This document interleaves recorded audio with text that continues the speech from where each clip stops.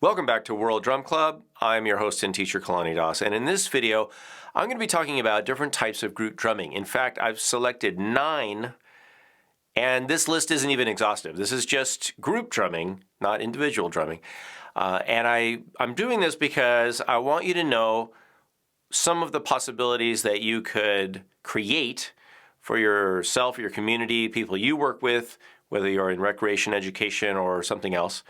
And also, if you're looking to hire someone to present a group drumming experience for maybe your people, your community, this will help you make an informed choice about what types of activities or experiences you might want to provide for your participants. So I did mention there's 9. This list is not exhaustive. There are more. These are general categories. And the way I'm categorizing these or differentiating them is based on a few criteria. And those are the relationship of the leader or guide, if there is one. Sometimes there's not, but usually there's a leader or somebody who organizes it. And then the relationship between that person and the participants. And then the role of the participants. How are the participants interacting with the leader and also with each other? What is the overall goal or outcome of the experience? And what is the level of autonomy of the participants as well? And that all gets created by this kind of matrix of different criteria. I'm also going to talk about the sort of general purpose or outcomes we're looking for or reasons for doing it, those kind of things. I'll give you a couple keywords for each one of these drumming types. I'm going to use some labels that I think are good.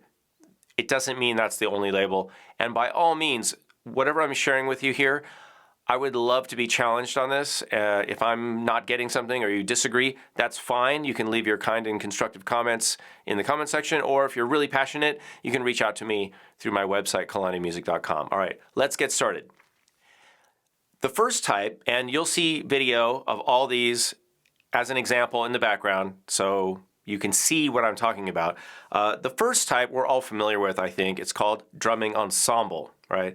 And a drumming ensemble is usually led by either a leader or perhaps co-led by co-leaders. And these are all usually professional musicians with a lot of experience. The members, I'm going to call them, the participants, you could call members, and they have what I would say is a moderate level of autonomy in as much as they work with the leader and they shape the experience, but they're not completely autonomous. In other words, they can't just do whatever they want. At the same time, they're not completely locked down, having to do exactly the same thing. It depends on the ensemble, but most ensembles, the members will shape the experience so they have some say in what goes into the experience. The main purpose is performance. If you have a drumming ensemble, you're probably looking to perform. It could be recreational if you don't perform and you just get together and rehearse, but most drumming ensembles are looking to do some sort of performance. It doesn't always have to do with income, but often the goal would be to perform and often to make some money. So there's lots of professional drumming ensembles out there. Even if it's for a fundraiser, it still could be for some sort of income or remuneration. So that is the basic structure. I would say the goal of a drumming ensemble is to develop expertise and to make art, to make music. That's what ensembles do. Our professional, drummers, drumming groups, the goal is to, elevate the art form and to elevate the expertise and to show the expertise of the participants. All right, so that's our drumming ensemble. This type is drum class, and when you think of drumming ensembles, this is kind of what precedes that a lot of the time. So a drum class, of course, is led by a teacher, and the participants we would call students. The students in the drum class have a relatively low level of autonomy in as much as they're not really there to shape the experience, they're there to have the experience and receive the education. So in a drumming class, they're there to learn. The goal is educational, and it's really about pedagogy, teaching, and usually, not always, but usually about maintaining some sort of tradition of music making. And of course, the class can lead to the drum ensemble, which we just talked about. So Drum classes often feed drum ensembles, not always, but the purpose of a drum class is to learn. There's the teacher-student relationship, relatively low level of autonomy, and the goal, of course, is educational. One type of group drumming that you may not really have thought about much, I call guided interactive drumming. And this type has been really popular in corporate events. In guided interactive drumming, there is a leader and usually a group, a drum ensemble, that is folded into the leadership component. The participants are there to have a guided and structured drumming experience. They're not there to learn how to play drums, but they're there to participate, and as a result, they have a fairly low level of autonomy. They're not really making choices or getting to decide what they're going to do in the experience. It can be educational, and sometimes it can be social in nature. For example, in a corporate drumming event, they might be there to learn something metaphorical about the operations of a corporation and to feel, closer to their participants through this kind of unified group action. I would say that the guided interactive drumming is really about structure and unity, and it's just kind of like parallel motion. In other words, getting everybody to do the same thing at the same time, which can help lower the kind of fear factor of being creative or doing something unique, while at the same time helping people feel unified and therefore, closer together. So that's guided interactive drumming. Another type of group drumming is what we call drumming accompaniment, or I like to just call this drum along. And these are very popular in schools and recreational settings, even music therapists. We use this type of drumming experience where the leader or the teacher or therapist plays a song or sings a song, and that song structures the experience, and the participants play along to the song. Very common, very easy. And it can be used, like I said, in everything from recreation to education to therapy. I think one of the strengths of a drumming accompaniment or drum along experience is that the song, which is often a known song to the participants, provides immediate familiarity and structure and form, and therefore it can make it easy for the participants to connect with the experience. They do have a moderate level of autonomy in as much as, they could maybe choose how they're playing along, but that would be about the limit. They're not really choosing everything about the experience. They're not choosing what they do completely, but drumming along with a piece of music that's presented for them to play along with. So that's called drumming accompaniment or just drum along. Another really popular type of drumming experience is what we could just call a drumming improvisation.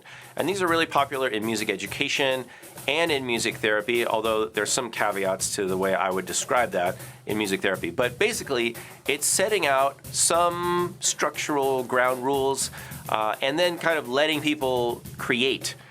So you could call this a creative experience. It's really rooted in, creative play. Also maybe communication, because it's a group creativity.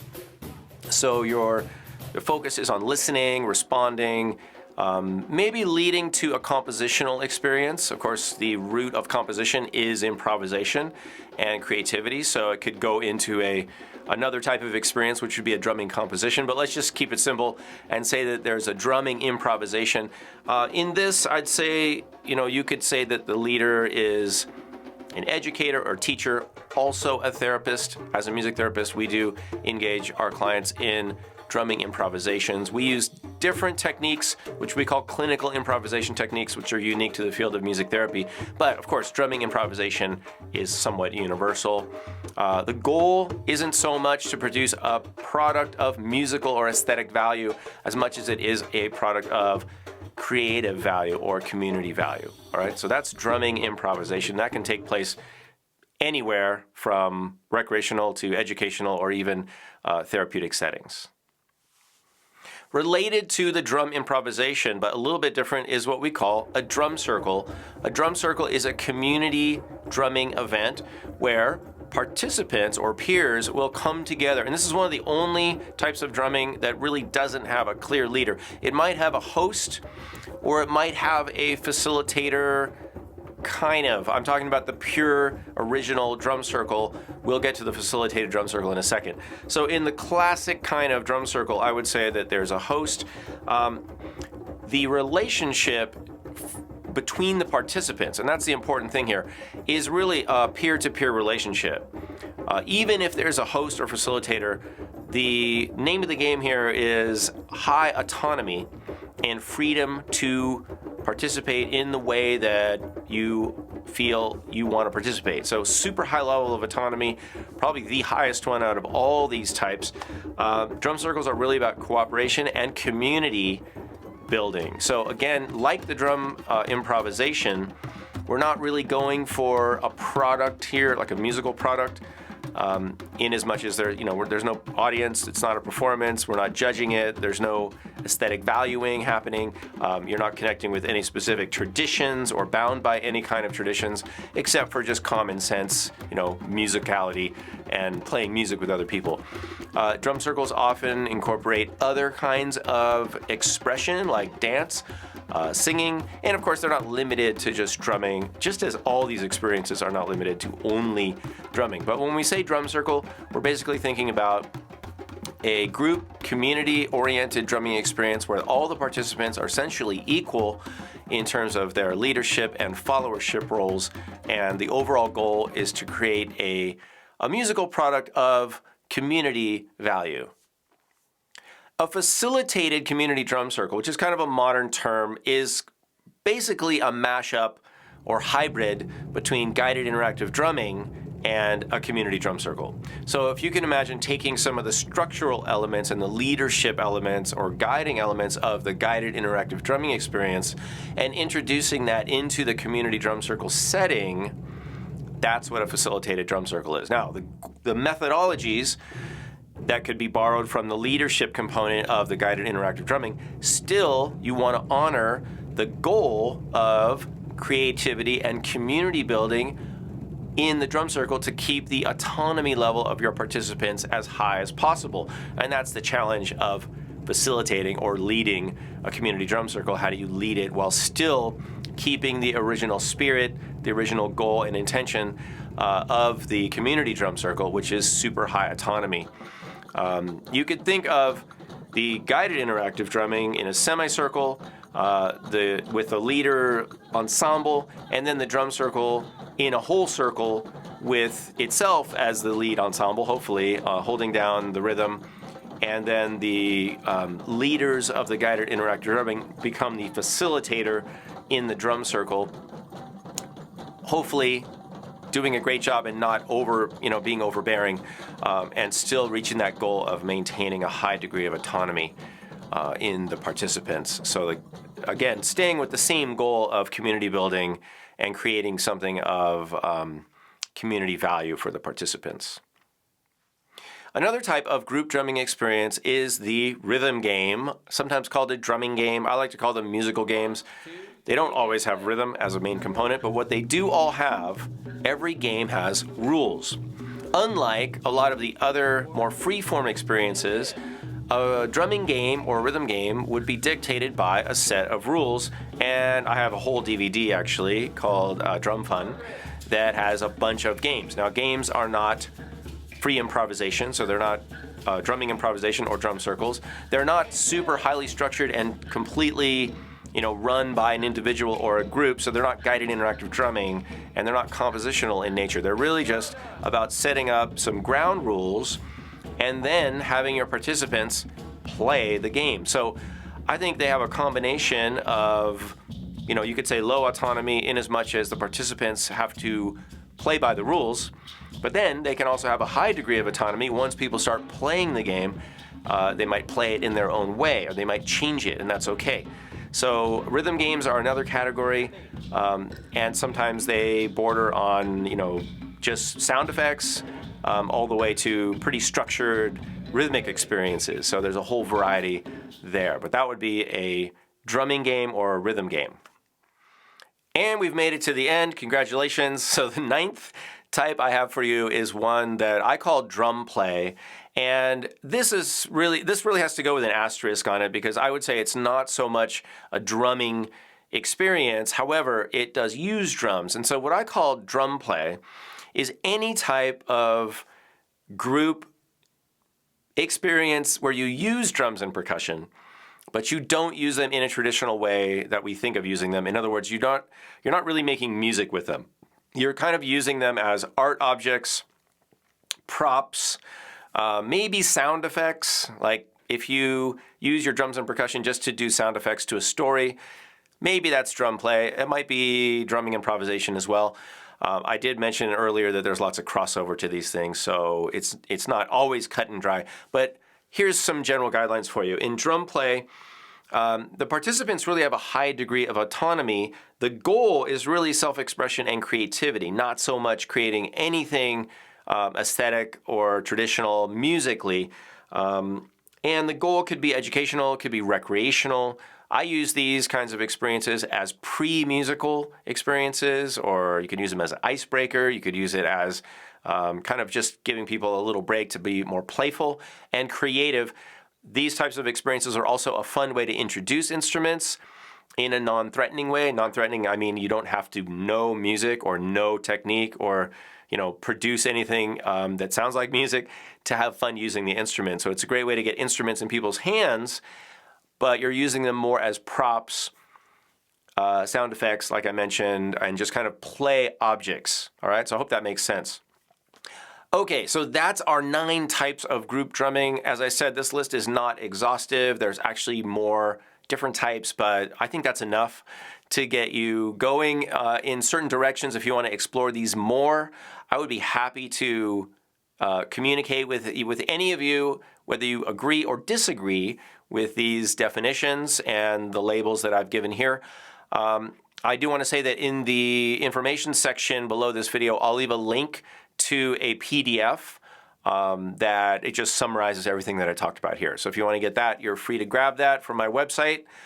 Again, thanks for watching, and leave your kind and helpful comments below. If you haven't already, please consider subscribing, like the video if you like it. I'm Kalani Das. This is World Drum Club. Thanks for watching, and I'll see you in a future video.